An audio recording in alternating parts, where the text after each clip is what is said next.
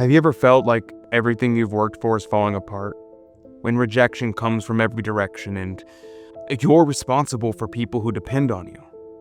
Well, today I want to share St. John Bosco's darkest moment, when he wept alone in a field, believing he had failed the boys who trusted him. The Miracles and Prophecies of St. John Bosco, a project of America Needs Fatima. I'm your host, Adrian Fonseca. Subscribe for new episodes every Monday, Wednesday, and Friday. Welcome to the Miracles and Prophecies of St. John Bosco. I'm Adrian Fonseca. These videos exist to share timeless wisdom from St. John Bosco that can transform your spiritual life and inspire you to grow closer to Christ and Our Lady. Have you ever been in a situation where you felt completely abandoned? Where everything you've poured your heart into seemed to be crumbling before your eyes? If you have, then today's story will speak directly to your heart. We're going to witness St. John Bosco's agony in the garden, a moment so profound it mirrors Christ's own suffering in Gethsemane. When everything falls apart in your life, do you turn towards God or away from Him? And later in this video, I'll share something beautiful. How you can have a daily Mass offered specifically for your intentions, just like the Masses that sustained Don Bosco through his darkest moments. It's Palm Sunday, 1846. Picture this. A young priest who has given everything to care for abandoned boys in the streets of Turin. His oratory, the only safe place that these children have, is about to be shut down. Don Bosco had already dismissed the boys that evening before, telling them with a heavy heart, "Come tomorrow, and we will see what Providence will dispose." Instead of giving up, he did what he always did. He turned to prayer, and he took his boys on a pilgrimage to the convent of Our Lady of Campania. You know what they did while they were on that mile-long walk? They prayed the rosary, sang sacred hymns, and begged Our Lady to help them find a new home. Then something extraordinary happened.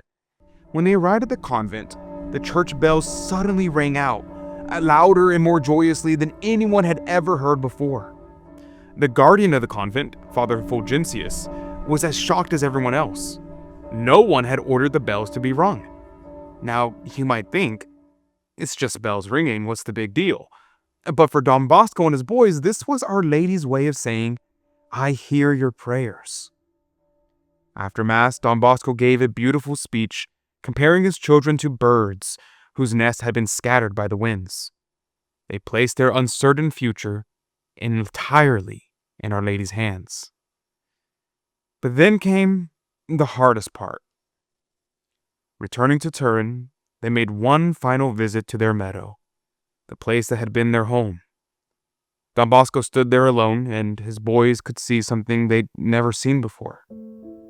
Their father figure, their protector, was breaking down. His usual warm smile was gone.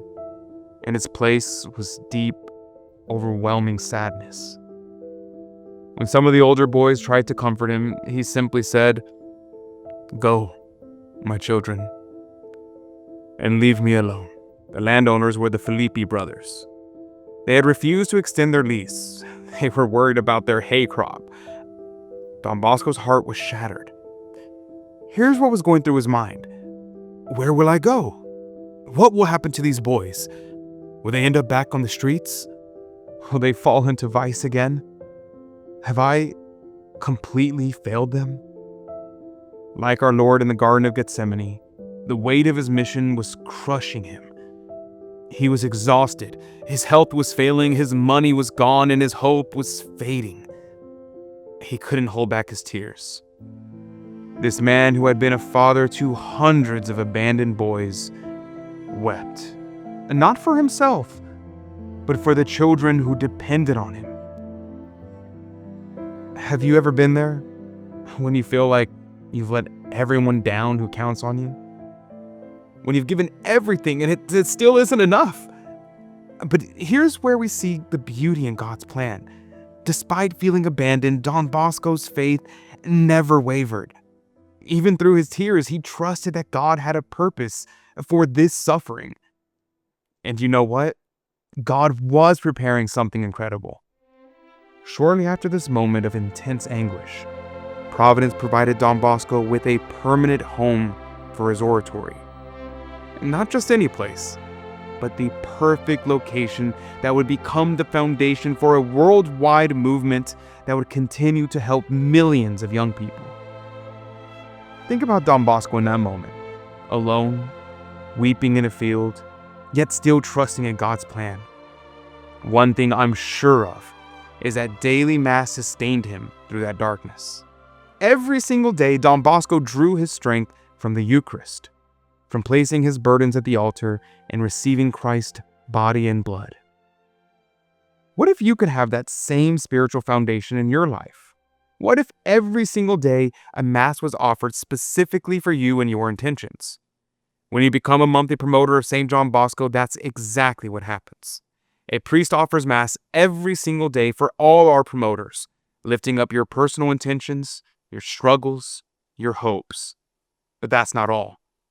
You'll also receive a daily rosary prayed for you, bi-monthly delivery of Crusade magazine, images of Our Lady Help of Christians and St. John Bosco for daily inspiration, and you will receive Don Bosco's own writings. The link is in the description right now to sign up as a monthly promoter. When everything in your life feels like it's falling apart, remember Don Bosco weeping alone in that field. His tears weren't the end of the story. They were the beginning of something far greater than he could have ever imagined. And maybe it's the same for you.